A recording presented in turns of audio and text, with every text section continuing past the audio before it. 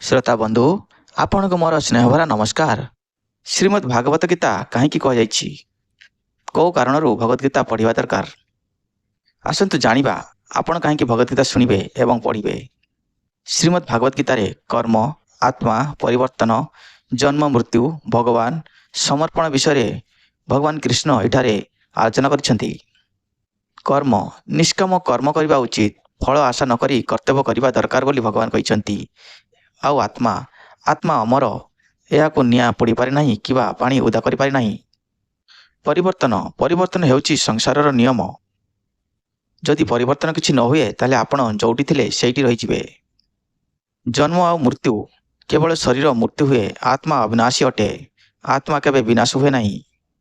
भगवान निजको भगवान को समर्पण कले सब दुखरु कष्टरु मुक्ति मिले। पुणी समर्पण भगवान को समर्पण करने पाई भगवान एठारे कहिसेंती। भगवान कहिसेंती जहा होईछि भल होईछि जहा हेउछि भल हेउछि जहा हेबो ताहा मध्य भल हेबो। भगवान को समर्पण करी जीवन को आगक बढ़िबा दरकार। श्रोता बंधु आज आमे भगवत गीता चैप्टर 2 रो 13 नंबर श्लोक ठारू आगक आलोचना करिबा। एहि नमस्मिन् यथा देहे कमरं यौवनं जरा तथा देहांतर प्राप्ति धीरस्तत्र न मिहति। परि जीवात्मा एही शरीर रे शैशव यौवन और वृद्धावस्था दे गति करे सेहीपरि मृत्यु पर जीवात्मा अन्य शरीर को चली जाए। विज्ञ व्यक्ति माने एथिरे मिहमान हुअंती नहीं। श्रीकृष्ण अकाट्य तर्क द्वारा जन्म जन्म धरी गोटे शरीर अन्य शरीर को आत्मार देहांतरण सिद्धांत को स्थापित करिसेंती। से कहउछंती जे गोटे जन्म रे ही आमर शरीर शैशव अवस्था वृद्धावस्था एवं वार्धक्य अवस्था परिवर्तन होइताए। आधुनिक विज्ञान सूचित करिथाय जे आमर शरीर रे थिबा कोशिका गुड़िकर पुनर्जन्म होइथाए। पुराना कोशिका गुड़िक नष्ट होई ता स्थान रे नुआ कोशिका सृष्टि होती। एही आकलन अनुसार 7 वर्ष मध्य शरीर थिबा समस्त जीवकोश परिवर्तन हो जाती। जीवकोश मध्य थिबा अणु कणिका आहुरी द्रुत वेगरे परिवर्तन होइथांती। प्रत्येक श्वास प्रक्रिया माध्यम रे अम्लजान अणु आम जीवकोशिका मध्य को प्रवेश करती एवं पूर्वर से आबद्ध थिबा अणु अंगारकाम्ल रूप से कोशिकारु निर्गत होती। वैज्ञानिक माने आकलन करती जे प्राय 1 वर्ष मध्य 98% कोशिका मध्य थिबा अणुगुड़िक परिवर्तित होइथांती। शरीर एहीपरि धारावाहिक परिवर्तन सत्वे आमे भावी थाउ जे आमे सही जणे व्यक्ति अटू। एहार कारण आमे माइक शरीर नुहे ता मध्य निवास करिथिबा दिव्य आत्मा अटू। एही श्लोक रे व्यवहृत शब्द देह माने शरीर एवं देही माने शरीर स्वामी बा आत्मा अटे। अर्जुनकर ध्यान आकर्षण करी श्रीकृष्ण कहउछंती जे गोटे जन्म रे ही शरीर सर्वदा परिवर्तनशील होइथिबा दृष्टिरु आत्मा को अनेक शरीर मध्य देई गति करबाक पड़िथाय। सेहीपरि मृत्यु रे आत्मा अन्य एक शरीर को गति करिथाय। वास्तव रे सांसारिक दृष्टिरु आमे जाहाको मृत्यु कहिथाउ ताहा आत्मार एक कार्यक्षमहीन वृद्ध शरीर को त्याग करिबा अटे एवं आमे जाहाको जन्म कहू ताहा आत्मार अन्यत्र एक नूतन शरीर ग्रहण करिबा अटे। यह पुनर्जन्मर सिद्धांत अटे। जो व्यक्तिर आत्मा परमात्मा एवं प्रकृति उभय प्रकृति व चित प्रकृति संबंधी पूर्ण ज्ञान अच्छी ताको धीर कहती। अर्थात से हेउछंती जणे स्थितप्रज्ञ व्यक्ति। ए प्रकार व्यक्ति देहांतर प्राप्ति रे कदापि मुह्यमान हुए नहीं। श्रोता बंधु आत्मा को खंड खंड करी काटी हेब नहीं। अर्थात ताहा अच्छेद्य यह हेउछि साधारण सत्य। तेणु मायावादी माने जहा कहती जे आत्मा परमात्मा साथी मिशी एकाकार होइजिवो ताहा कदापि स्वीकार्य नुहे। कारण एतद्वारा आत्मा संबंधी साधारण सत्य को लंघन करा जिवो। जदि मायावादी मानकर मतवाद को ग्रहण करा जाय अर्थात आत्मा को खंड खंड करी काटिबा कथाटी ग्रहण करा जाय किंबा परमात्मा को खंड खंड करी काटी जीवात्मा सृष्टि करने कथाटा ग्रहण कर जाए ताहले परमात्मा भंगुर किंबा परिवर्तनशील होइजिबे। यह परमात्मा संबंधी साधारण सत्यर विरुद्धाचरण करिवो। कारण परमात्मा हेउछंती अपरिवर्तनीय अर्थात यह परमात्मा संबंधी साधारण सत्य। गीता रे कहा जायछि जे अंश विशेष बा जीवात्मा सनातन रूपे दिव्यमान एवं सेमानंकु क्षर बोली कहा जाए। अर्थात ସେମାନଙ୍କର ଭୂତ ପ୍ରକୃତିର ପତିତ ହେବାର ପ୍ରବୃତ୍ତି ଅଛି। ଏହି ଅଂଶଗୁଡ଼ିକ ଶାଶ୍ୱତ ଭାବରେ ଏହିପରି ରହିଥାନ୍ତି ଏବଂ ମୁକ୍ତି ପରେ ଜୀବାତ୍ମା ମଧ୍ୟ ସେହି ପ୍ରକାରେ ଅଂଶବିଶେଷ ହୋଇ ରହେ। କିନ୍ତୁ ଥରେ ମୁକ୍ତି ହୋଇଗଲେ ସେ ପରମ ପୁରୁଷ ଭଗବାନଙ୍କ ସାଥିରେ ଶାଶ୍ୱତ ଭାବେ ସଚ୍ଚିତ ଆନନ୍ଦମୟ ଜୀବନଯାପନ କରେ। ଯେଉଁ ପରମାତ୍ମା ପ୍ରତ୍ୟେକ ଜୀବର ହୃଦୟରେ ବିଦ୍ୟମାନ, ତାଙ୍କ ପ୍ରତି ମଧ୍ୟ ପ୍ରତିଫଳନ ସତ୍ୟଟି ପ୍ରାଯୁଜ୍ୟ ହୋଇପାରେ। ସେ ପରମାତ୍ମା ନାମରେ ପରିଚିତ। ସେ ଜୀବାତ୍ମାଠାରୁ ଭିନ୍ନ। ଯେତେବେଳେ ଆକାଶ ଜଳରେ ପ୍ରତିବିମ୍ବ ହୁଏ, ସେତେବେଳେ ସୂର୍ଯ୍ୟ, ଚନ୍ଦ୍ର, ତାରକା ସମସ୍ତେ ପ୍ରତିବିମ୍ବିତ ହୁଅନ୍ତି। ତାରକାଗୁଡ଼ିକ ଜୀବମାନଙ୍କ ସହ ଏବଂ ସୂର୍ଯ୍ୟ କିମ୍ବା ଚନ୍ଦ୍ର ପରମାତ୍ମାଙ୍କ ସହ ତୁଳନୀୟ ହୋଇପାରନ୍ତି। ଏହିଠାରେ ଅର୍ଜୁନ ଅଣୁ ଚୈତନ୍ୟ ଜୀବାତ୍ମା ଅଟନ୍ତି ଏବଂ ପରମ ପୁରୁଷ ଭଗବାନ ଶ୍ରୀକୃଷ୍ଣ ପରମାତ୍ମା ଅଟନ୍ତି। ସେମାନେ ଏକା ସ୍ତରରେ ନୁହନ୍ତି। ଏହା ଚତୁର୍ଥ ଅଧ୍ୟାୟରେ ପ୍ରାରମ୍ଭରେ ସ୍ପଷ୍ଟ ରୂପେ ଜଣାଯିବ। ଯଦି ଅର୍ଜୁନ ଶ୍ରୀକୃଷ୍ଣଙ୍କ ସହ ଏକା ସ୍ତରରେ ହୋଇଥାନ୍ତେ ଏବଂ ଶ୍ରୀକୃଷ୍ଣ ଅର୍ଜୁନଙ୍କର ଗୁରୁ ସ୍ଥାନୀୟ ହୋଇନଥାନ୍ତେ, ତାହେଲେ ସେମାନଙ୍କ ମଧ୍ୟରେ ଗୁରୁ ଶିଷ୍ୟ ସମ୍ପର୍କର କୌଣସି ଅର୍ଥ ନଥାନ୍ତା। ଯଦି ଉଭୟେ ମାୟା ମୋହିତ ହୋଇଥାନ୍ତେ, ତାହେଲେ ଜଣେ ଗୁରୁ ଓ ଅନ୍ୟ ଜଣେ ଶିଷ୍ୟ ହୋଇପାରିନଥାନ୍ତେ। ସେ ପରିସ୍ଥିତିରେ ଏ ପ୍ରକାର ଉପଦେଶ ସବୁ ବୃଥା ଅଟେ, କାରଣ ମାୟା ଶକ୍ତିର ଅଧୀନ ହେଲେ କେହି ଏ ପ୍ରାମାଣିକ ଗୁରୁ ବା ଉପଯୁକ୍ତ ଗୁରୁ ହୋଇପାରିବ ନାହିଁ। ଏ ପରିସ୍ଥିତିରେ ଏହା ସ୍ୱୀକାର୍ଯ୍ୟ ଯେ ଭଗବାନ ଶ୍ରୀକୃଷ୍ଣ ହେଉଛନ୍ତି ପରମେଶ୍ୱର। ଜୀବ ଅପେକ୍ଷା ଉନ୍ନତର ସ୍ଥିତିରେ ଅବସ୍ଥିତ। ଅର୍ଜୁନ ମାୟାମୋହିତ ହୋଇଯାଇ ବିମୋହିତ ଜୀବ ହୋଇପଡ଼ିଛନ୍ତି। ମାତ୍ରା ସ୍ପର୍ଶାସ୍ତୁ କୌନ୍ତେୟ ଶୀତୋଷ୍ଣ ସୁଖ ଦୁଃଖଦଃ ଆଗମାପାୟିନ ନିତ୍ୟସ୍ତାଂ ସ୍ଥିତିକ୍ଷେଷୁ ଭାରତ। ହେ କୁନ୍ତିପୁତ୍ର, ସୁଖ ଦୁଃଖର ଅସ୍ଥାୟୀ ଆବିର୍ଭାବ ଏବଂ କାଳକ୍ରମେ ସେମାନଙ୍କର ଚିରଭାବ ଶୀତ ଓ ଗ୍ରୀଷ୍ମ ଋତୁ ଭଳି ଆସେ ଏବଂ ଯାଏ। ହେ ଭରତ ବଂଶଜ, ସେମାନେ ଇନ୍ଦ୍ରିୟ ଭୋଗରୁ ଜାତ ହୁଅନ୍ତି ଏବଂ ବ୍ୟକ୍ତି ସେଥିରେ ବିଚଳିତ ନ ହୋଇ ସେଗୁଡ଼ିକ ସହିଯିବାକୁ ଅଭ୍ୟାସ କରିବା ଉଚିତ। ଶ୍ରୋତାବନ୍ଧୁ, କର୍ତ୍ତବ୍ୟ ସମ୍ପାଦନ ସମୟରେ ବ୍ୟକ୍ତିକୁ କିପରି ଅସ୍ଥାୟୀ ସୁଖ ଦୁଃଖକୁ ସହିବାକୁ ପଡ଼ିବ, ତାହା ଶିକ୍ଷା କରିବା ଉଚିତ। ଦୈବିକ ନିର୍ଦ୍ଦେଶ ଅନୁଯାୟୀ ବ୍ୟକ୍ତିକୁ ବଡ଼ି ସକାଳୁ ସ୍ନାନ କରିବାକୁ ହେବ। ଏପରିକି ମାଘ ମାସରେ ମଧ୍ୟ ବଡ଼ି ସକାଳୁ ସ୍ନାନ କରିବାକୁ ହେବ। ସେ ସମୟରେ ଭାରି ଶୀତ ପଡ଼ିଥାଏ, ତଥାପି ଯେଉଁ ବ୍ୟକ୍ତି ଧର୍ମନୀତି ଅନୁସରଣ କରିଥାଏ, ସେ ଏତେ ଶୀତ ସତ୍ତ୍ୱେ ପ୍ରାତଃ ସମୟରେ ସ୍ନାନ କରିବାକୁ ଦ୍ୱିଧାବୋଧ କରେ ନାହିଁ। ଠିକ୍ ସମୟରେ ଏକ ସ୍ତ୍ରୀଲୋକ ଗ୍ରୀଷ୍ମ ଋତୁରେ ଅର୍ଥାତ୍ ମେ ଓ ଜୁନ୍ ମାସରେ ଯେତେବେଳେ ଖୁବ୍ ଗରମ ପଡ଼ିଥାଏ, ସେତେବେଳେ ପାକଶାଳାରେ ନିଆଁ ପାଖରେ ବସି ଖାଦ୍ୟ ପ୍ରସ୍ତୁତ କରିବା ନିମିତ୍ତ ଦ୍ୱିଧାବୋଧ କରେ ନାହିଁ। ଯେତେ ଗରମ ଅନୁଭବ ହେଲେ ବି ସେ ପାକଶାଳାରେ ବସି ସମସ୍ତଙ୍କ ପାଇଁ ରୋଷେଇ କରନ୍ତି। ଜଳବାୟୁ ଯେତେ ଅସ୍ୱାଚ୍ଛନ୍ଦ୍ୟ ହେଉ ପଛେ କର୍ତ୍ତବ୍ୟନିଷ୍ଠ ବ୍ୟକ୍ତି ନିଜର କର୍ତ୍ତବ୍ୟ ସମ୍ପାଦନ କରିବା ଉଚିତ।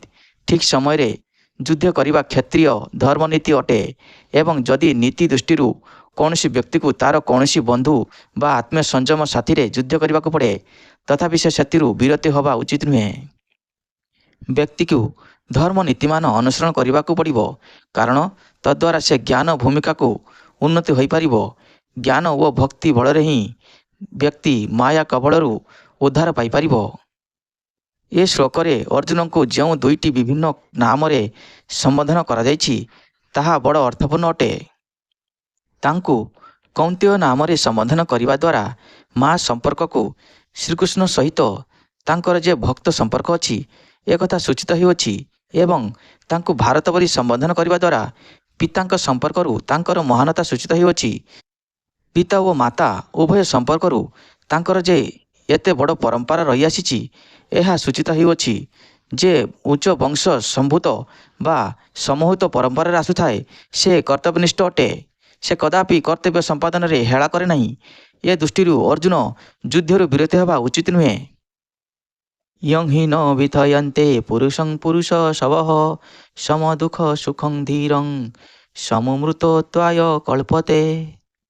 ହେ ପୁରୁଷ ଶ୍ରେଷ୍ଠ ଅର୍ଜୁନ, ଯେଉଁ ବ୍ୟକ୍ତି ସୁଖ ଦୁଃଖରେ ବ୍ୟତୀତ ହୁଏ ନାହିଁ ଏବଂ ଉଭୟ ପ୍ରକାରେ ଅବସ୍ଥାରେ ସମଭାବପୂର୍ଣ୍ଣ ହୋଇ ରହେ, ସେ ନିଶ୍ଚିତ ଭାବରେ ମୁକ୍ତି ପାଇବା ନିମିତ୍ତ ଉପଯୁକ୍ତ ଅଟେ।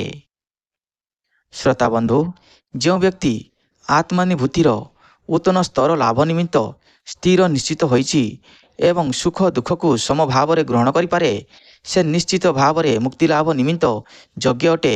ଏହି କଥା ଭଗବାନ ଏଠାରେ କହୁଛନ୍ତି। ବର୍ଣ୍ଣାଶ୍ରମ ବ୍ୟବସ୍ଥାରେ ଚତୁର୍ଥ ଆଶ୍ରମ ଅର୍ଥାତ୍ ସନ୍ନ୍ୟାଶ୍ରମ ଏକ କଠିନ ସ୍ଥିତି ଅଟେ। ଏ ଆଶ୍ରମରେ ବ୍ୟକ୍ତି କଷ୍ଟ ସହିଷ୍ଣୁ ହେବା ଦରକାର। କିନ୍ତୁ ଯେଉଁ ବ୍ୟକ୍ତି ତା'ର ଜୀବନକୁ ସର୍ବାଙ୍ଗ ସୁନ୍ଦର କରିବା ନିମନ୍ତେ ଦୃଢ଼ ନିଶ୍ଚିତ ହୋଇଛି, ସମସ୍ତ ଅସୁବିଧା ସତ୍ତ୍ୱେ ସେ ନିଶ୍ଚୟ ସନ୍ନ୍ୟାସ ଗ୍ରହଣ କରିବ। ପାରିବାରିକ ମୋହତ୍ୟାଗ କିମ୍ବା ସ୍ତ୍ରୀ ଓ ପିଲାମାନଙ୍କ ସମ୍ପର୍କ ତୁଟାଇବା ଆଦି ବିଷୟରେ ସାଧାରଣତଃ ଅସୁବିଧା ଦେଖାଦିଏ। କିନ୍ତୁ ଯଦି କୌଣସି ବ୍ୟକ୍ତି ଏ ପ୍ରକାର ଦୁଃଖକର ସ୍ଥିତିକୁ ସହ୍ୟ କରିବାକୁ ସକ୍ଷମ ହୋଇପାରିଲା, ନିଶ୍ଚିତ ଭାବରେ ସେ ତା'ର ଆତ୍ମାନୁଭୂତି ଲାଭ ମାର୍ଗ ପରିପୂର୍ଣ୍ଣ କରିପାରିବ। ଠିକ୍ ସେହିପରି କ୍ଷତ୍ରିୟ ହିସାବରେ ଅର୍ଜୁନଙ୍କୁ କର୍ତ୍ତବ୍ୟ ସମ୍ପାଦନ କରିବା ନିମିତ୍ତ ଉପଦେଶ ଦିଆଯାଇଛି। ଯଦିଓ ପରିବାରର ଲୋକମାନଙ୍କ ସହ କିମ୍ବା ଅତି ପ୍ରିୟ ଲୋକମାନଙ୍କ ସହ ଯୁଦ୍ଧ କରିବାକୁ ଅତି କଷ୍ଟ ଲାଗେ, ତଥାପି କ୍ଷତ୍ରିୟର କର୍ତ୍ତବ୍ୟ ହିସାବରେ ଅର୍ଜୁନଙ୍କୁ ଏହା କରିବାକୁ ହେବ। ଏହି କଥା ଭଗବାନ ଏଠାରେ ଉପଦେଶ ଦେଉଛନ୍ତି। 24 ବର୍ଷ ବୟସରେ ଶ୍ରୀ ଚୈତନ୍ୟ ମହାପ୍ରଭୁ ସନ୍ନ୍ୟାସ ନେଇଥିଲେ ଏବଂ ସେତେବେଳେ ତାଙ୍କର ଯୁବତୀ ସ୍ତ୍ରୀ ଓ ବୃଦ୍ଧା ମାତାର ଯତ୍ନ ନେବାକୁ ସାଙ୍ଗରେ ଆଉ କେହି ନଥିଲେ। ସେମାନେ ଚୈତନ୍ୟ ମହାପ୍ରଭୁଙ୍କ ଉପରେ ନିର୍ଭର କରିଥିଲେ। ତଥାପି ଏକ ମହାନ ଉଦ୍ଦେଶ୍ୟ ସାଧନ ନିମିତ୍ତ ସେ ସନ୍ନ୍ୟାସ ଗ୍ରହଣ କଲେ ଏବଂ ସେ ଉଚ୍ଚତର କର୍ତ୍ତବ୍ୟ ସମ୍ପାଦନରେ ବରାବର ଦୃଢ଼ ନିଶ୍ଚିତ ଥିଲେ। ଭୌତିକ ବନ୍ଧନରୁ ମୁକ୍ତି ପାଇବାର ଏହା ହିଁ ହେଉଛି ପନ୍ଥା। ନା ସତ ବିଦ୍ୟତେ ଭାବ ନ ଭାବ ବିଦ୍ୟତେ ସତଃ ଉଭୟରପି ଦୁଷ୍ଟନ୍ତ ସ୍ତୋନୟନ୍ତସ୍ତତ୍ତ୍ୱଦର୍ଶୀଭି। ଯେଉଁମାନେ ତତ୍ତ୍ୱଦର୍ଶୀ ସେମାନେ ଏହି ସିଦ୍ଧାନ୍ତ ଦେଇଛନ୍ତି ଯେ ଅସତର ଶାଶ୍ୱତତା ନାହିଁ ଏବଂ ସତର ଅଭାବ ନାହିଁ, ଅର୍ଥାତ୍ ସତ୍ ହିଁ ଶାଶ୍ୱତ ଭାବେ ବିଦ୍ୟମାନ। ତତ୍ତ୍ୱଦର୍ଶୀ ପଣ୍ଡିତଗଣ ଉଭୟ ସତ୍ ଓ ଅସତ୍ର ପ୍ରକୃତିକୁ ଅନୁଧ୍ୟାନ କରି ଏହି ସିଦ୍ଧାନ୍ତ ଦେଇଛନ୍ତି। ପ୍ରିୟ ଶ୍ରୋତାଗଣ, ପରିବର୍ତ୍ତନଶୀଳ ଶରୀରର ଶାଶ୍ୱତତା ନାହିଁ। ବିଭିନ୍ନ ପ୍ରକାର କୋଷରୁ କ୍ରିୟା ଓ ପ୍ରତିକ୍ରିୟା ଯୋଗୁଁ ଏ ଶରୀର ପ୍ରତିକ୍ଷଣରେ ପରିବର୍ତ୍ତନ ହେଉଛି। ଏହା ଆଧୁନିକ ଚିକିତ୍ସା ବୈଜ୍ଞାନିକଗଣ ସ୍ୱୀକାର କରିଛନ୍ତି ଏବଂ ସେଥିପାଇଁ ଶରୀର ବୃଦ୍ଧି ପ୍ରାପ୍ତ ହେଉଛି ଏବଂ ଶରୀରରେ ବାର୍ଦ୍ଧକ୍ୟ ଦେଖାଯାଉଛି। କିନ୍ତୁ ନିରନ୍ତର ଆତ୍ମା ହିଁ ଏକା ପ୍ରକାର ବା ଅପରିବର୍ତ୍ତିତ ରହୁଛି। ଶରୀର ଓ ମନର ଯାବତୀୟ ପରିବର୍ତ୍ତନ ସତ୍ତ୍ୱେ ଆତ୍ମା ବରାବର ପରିବର୍ତ୍ତିତ ରହୁଛି। ଚିତ୍ ଓ ଅଚିତ୍ ବସ୍ତୁ ମଧ୍ୟରେ ଏହା ହିଁ ପାର୍ଥକ୍ୟ। ସ୍ୱଭାବତଃ ଶରୀର ସର୍ବଦା ପରିବର୍ତ୍ତନଶୀଳ ଏବଂ ଆତ୍ମା ଶାଶ୍ୱତ ଓ ଅପରିବର୍ତ୍ତନଶୀଳ। ସବୁ ପ୍ରକାର ତତ୍ତ୍ୱଦର୍ଶୀ ପଣ୍ଡିତ ଏହି ସିଦ୍ଧାନ୍ତରେ ଉପନୀତ ହୋଇଛନ୍ତି। ବିଷ୍ଣୁ ପୁରାଣରେ କୁହାଯାଇଛି ଯେ ବିଷ୍ଣୁ ଓ ତାଙ୍କର ଧାମ ସମୂହ ସ୍ୱୟଂ ଜ୍ୟୋତିଷ୍ମାନ ଅଟନ୍ତି ଏବଂ ସେମାନଙ୍କର ଜ୍ୟୋତିର୍ମୟ ଚିତ୍ସତ୍ତା ରହିଅଛି। ଜ୍ୟୋତି ହିଁ ବିଷ୍ଣୁ, ଭାବନା ହିଁ ବିଷ୍ଣୁ। ତତ୍ ଓ ଅସତ୍ ଶବ୍ଦ କେବଳ ଚିତ୍ ଓ ଅଚିତ୍ ବସ୍ତୁକୁ ବୁଝାଏ।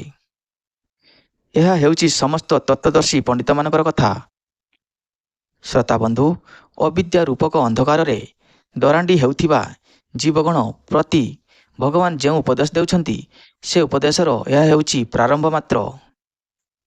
ପୂଜକ ଓ ପୂଜ୍ୟର ଯେଉଁ ଶାଶ୍ୱତ ସମ୍ବନ୍ଧ ଅଛି, ସେହି ସମ୍ବନ୍ଧରେ ପୁନଃ ସ୍ଥାପନ କରିବା ଦ୍ୱାରା ଏବଂ ପରମ ପୁରୁଷ ଭଗବାନ ଓ ତାଙ୍କ ଅଂଶବିଶେଷ ଜୀବମାନଙ୍କ ମଧ୍ୟରେ ଯେଉଁ ପାର୍ଥକ୍ୟ ଅଛି, ତାକୁ ଭଲ ରକମେ ବୁଝିବା ଦ୍ୱାରା ଅବିଦ୍ୟାର ବିନାଶ ହୁଏ। ବ୍ୟକ୍ତି ନିଜକୁ ଭଲ ରକମେ ଅନୁଧ୍ୟାନ କରି ପରମେଶ୍ୱରଙ୍କର ପ୍ରକୃତିକୁ ବୁଝିପାରେ। ସମଗ୍ର ଶରୀର ଓ ତା'ର ଅଙ୍ଗପ୍ରତ୍ୟଙ୍ଗ ମଧ୍ୟରେ ଯେଉଁ ସମ୍ବନ୍ଧ ଅଛି, ତାକୁ ବୁଝିଲେ ବ୍ୟକ୍ତି ଜୀବ ଓ ଭଗବାନଙ୍କ ମଧ୍ୟରେ ଯେଉଁ ସମ୍ବନ୍ଧ ଅଛି ତାକୁ ବୁଝିପାରିବ। ବେଦାନ୍ତ ସୂତ୍ର ତଥା ଶ୍ରୀମଦ୍ ଭାଗବତମରେ ବର୍ଣ୍ଣନା କରାଯାଇଛି ଯେ ଭଗବାନ ସମସ୍ତ ସୃଷ୍ଟିର ମୂଳ। ଏ ସୃଷ୍ଟି ଉଚ୍ଚତର ଓ ନିଚତର କ୍ରମରେ ଅନୁଭୂତ ହୁଏ। ଜୀବଗଣ ଉଚ୍ଚତର ପ୍ରକୃତିର ଅନ୍ତର୍ଗତ। ଏହା ସପ୍ତମ ଅଧ୍ୟାୟରେ ପରିକୃଷ୍ଟ ହେବ। ଯଦିଓ ଶକ୍ତି ଓ ଶକ୍ତିମାନ ମଧ୍ୟରେ କୌଣସି ପାର୍ଥକ୍ୟ ନାହିଁ, ତଥାପି ଶକ୍ତିମାନ ହେଉଛନ୍ତି ପରମେଶ୍ୱର ଏବଂ ଶକ୍ତି ବା ପ୍ରକୃତି ତାଙ୍କର ଅଧସ୍ତନ ହିସାବରେ ଗୃହୀତ। ତେଣୁ ଜୀବଗଣ ସର୍ବଦା ପରମେଶ୍ୱରଙ୍କର ଅଧସ୍ତନ ଅଟନ୍ତି। ପ୍ରଭୁ ଓ ଭୃତ୍ୟ ମଧ୍ୟରେ ଯେପରି ସମ୍ବନ୍ଧ କିମ୍ବା ଗୁରୁ ଓ ଶିଷ୍ୟ ମଧ୍ୟରେ ଯେପରି ସମ୍ବନ୍ଧ, ଜୀବ ଓ ଭଗବାନଙ୍କ ମଧ୍ୟରେ ସେହିପରି ସମ୍ବନ୍ଧ ରହିଛି। ଏହା ଅତି ସୁସ୍ପଷ୍ଟ ଜ୍ଞାନ। ତଥାପି ଏହା ଆମ୍ଭେମାନେ ବୁଝିପାରୁନାହୁଁ, କାରଣ ଆମ୍ଭେମାନେ ଅବିଦ୍ୟାର ଦଶବର୍ତ୍ତୀ ହୋଇ ରହିଅଛୁ। ସେହି ଅବିଦ୍ୟା ଦୂର କରିବା ନିମିତ୍ତ ଭଗବାନ ଭଗବଦ୍ଗୀତା ବାଣୀ ଶିକ୍ଷା ଦେଉଛନ୍ତି। ଏଥିରୁ ସମସ୍ତ ଜୀବ ସର୍ବଦା ଆଲୋକ ଲାଭ କରିବେ, ଏହି ଉଦ୍ଦେଶ୍ୟରେ ଭଗବାନ ଏ ଭଗବଦ୍ଗୀତା ଶିକ୍ଷା ଦେଉଛନ୍ତି। ଭଗବଦ୍ଗୀତାର ଏହି ବାଣୀ ଜୀବନରେ ସମସ୍ତଙ୍କ ଜୀବନରେ ଖୁସି ଆନନ୍ଦ ଭରିଦେବ। ଅନ୍ଧକାରମୟ ଜୀବନରୁ ଆଲୋକ ଆଡ଼କୁ ପରିବର୍ତ୍ତନ ହେବା ପାଇଁ ଏହି ଗୋଟିଏ ରାସ୍ତା ଅଟେ। ଜୀବନରୁ କଷ୍ଟ ଦୁଃଖକୁ ଦୂର କରିବା ପାଇଁ ଏହି ଗୋଟିଏ ସାହାରା ଭଗବଦ୍ଗୀତାର ବାଣୀ। ଜୀବନରେ ଯଦି ଏକାକୀ ହୋଇ ଛିଡ଼ା ହୋଇଛନ୍ତି, ତାହେଲେ ଭଗବଦ୍ଗୀତାର ବାଣୀକୁ ଆପଣ ହୃଦୟଙ୍ଗମ କରନ୍ତୁ, ଆପଣଙ୍କୁ ରାସ୍ତା ମିଳିଯିବ। ପୁଣି ଆମେ ଆଲୋଚନା କରିବା 17 ନମ୍ବର ଶ୍ଲୋକ ଆଗାମୀ ଭିଡ଼ିଓରେ। ସେତେ ପର୍ଯ୍ୟନ୍ତ ଆପଣ ଶ୍ଲୋକଗୁଡ଼ିକ ଶୁଣିଥାନ୍ତୁ ଏବଂ ମନେ ରଖିଥାନ୍ତୁ। ହରେ କୃଷ୍ଣ, ଗୋବିନ୍ଦ ଆପଣଙ୍କର ମଙ୍ଗଳ କରନ୍ତୁ।